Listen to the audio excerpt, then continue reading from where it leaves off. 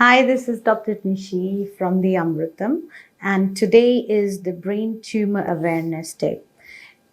It's a very grey area. ये brain tumour normally लोगों को पता नहीं चलता है, वो दिखता नहीं है, right? And what is this? It's actually एक कैंसरियस भी हो सकता है, नॉन कैंसरियस भी ये सेल्स होते हैं, बट ये एक लंप हो जाता है धीरे धीरे। कोई लंप होता है जो हार्ड हो जाता है, और कुछ होते हैं जो स्प्रेड हो जाता है, राइट?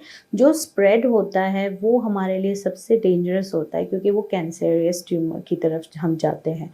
नाउ ये टॉपिक वैसे बहुत बड़ा है, एंड जो इनसे अफेक्ट हो रहे हैं वो बहुत ही कठिन जीवन जीते हैं, क्योंकि एक तो या तो सीजर्स आने की बहुत संभावना है, सेकंड पैरालिटिक अटैक्स भी आते हैं, बॉडी जो है वो काम करना बंद कर देता है, and it's a very very physical. इसके आपको जो आसार नज़र आते हैं वो बहुत लेटर स्टेज पे आते हैं।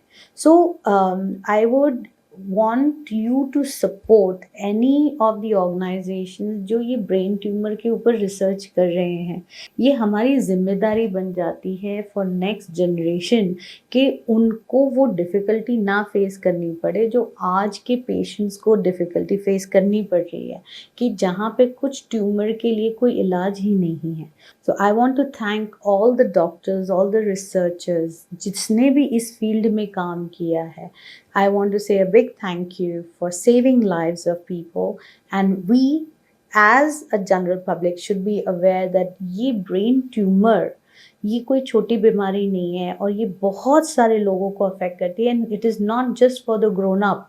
ये छोटे बच्चों के अंदर भी होता है और इन्फेंट के अंदर भी होता है, and we need to know that this is a debilitating disease है एक तरीके से। Okay, so make sure that you are aware, and also make yourself checked every time if you feel if there is a history of tumor in your family. Thank you.